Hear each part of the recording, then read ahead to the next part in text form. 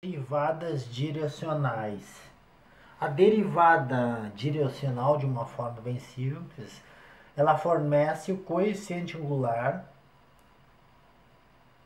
da reta no ponto P na direção de um vetor chamado U. Então, no caso aqui, vocês têm um desenho, uma superfície. Aqui é 100 graus em cima dessa linha aqui, por exemplo. É uma temperatura de 100 graus, eu peguei um valor aqui. Qualquer lugar aqui é 100 graus. Se você estiver em cima de qualquer lugar aqui é 80 graus. Isotérmica. 60 graus, 40 graus. E um ponto, que eu vou chamar de P aqui. E eu quero saber qual é a variação da temperatura, se for na direção desse vetor aqui, o 2. Ou se eu for nessa direção aqui.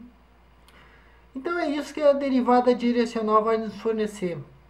Qual é a taxa de variação, no caso aqui da temperatura, na direção de um desses vetores. E como a gente vai achar isso aí? Eu vou representar aqui, ó, por uma fórmulazinha, derivada sobre uma função fxy na direção do vetor. Poderá ser dado por derivada parcial em relação a x, y, U1 é a direção, né? Mais derivada parcial no ponto xy, o 2. Tá? Essa parcela aqui é a parcela do vetor, né? A direção do vetor U. O vetor U, por sua vez, eu vou representar com uma setinha para dizer que é vetor.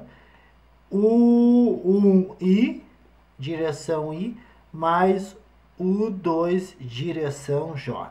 Tá aí o vetor. Este vetor tem que ser unitário. Unitário quer dizer que o módulo tem que ser 1. Caso ele não seja unitário, o módulo dele não for 1, a gente vai achar o versor, que é vetor U, dividido pelo módulo dele. Ao fazer isso, a gente trabalha com o versor dele, que o versor de qualquer vetor é unitário. Então tá, aí está a derivada direcional com essa formulazinha aqui, mas também tem outra formulazinha. Eu coloquei aqui também, pessoal, que a derivada direcional pode ser em relação a 3 variáveis, x, y e z.